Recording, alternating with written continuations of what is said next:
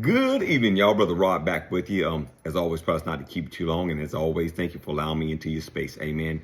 As I was sitting here at my desk, doing a few things before I came on tonight, I thought about the family of God. Amen. And how people carry themselves and how many people are truly believing and that they belong to the family of God. And then what came to my mind was Matthew chapter 7, verse 21, where it says, "Not everyone that saith unto me, Lord, Lord, shall enter into the kingdom of heaven, but he that doeth the will of my Father which is in heaven." And I thought about what the will of God is. Obviously, is for everybody to be saved, but also for people to live, amen, in the newness of life. And when I began to think about that, I thought about what did Jesus say about his family members, those who are part of the family. And we can go over to Mark, I think, chapter 3, verses 34 and 35, where Jesus is responding to the people after they say your family's looking for you. And Jesus comes back with a wonderful description of his spiritual family. And it says,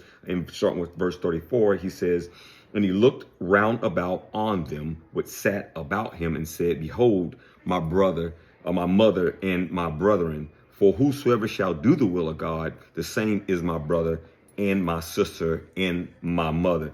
Jesus has now identified who his spiritual family members are. Amen. Those who can and will say, Lord, Lord, amen, who will belong to him in the end. And then, of course, my brain started to think a little bit more. And I said, well, man, how deep can we go on this? So I went over to James chapter 1, verse 27, where James says in his dialogue about being ye not only hearers of the word, but doers of the word. He ends it here with in verse 27 in chapter 1, he says, "Pure religion and undefiled before God and the Father is this, to visit the fatherless and widows in their affliction, and to keep himself unspotted from the world." And I thought about that. Those who are professing to be part of the body, we must fit into all of that. Amen. Doing the will of God. That is to love on one another, love on others, to love our enemies, to treat others the way we want to be treated.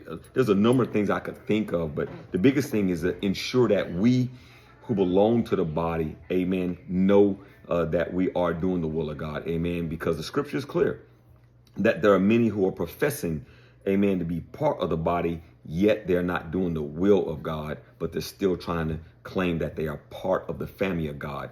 Be careful how you walk. Amen.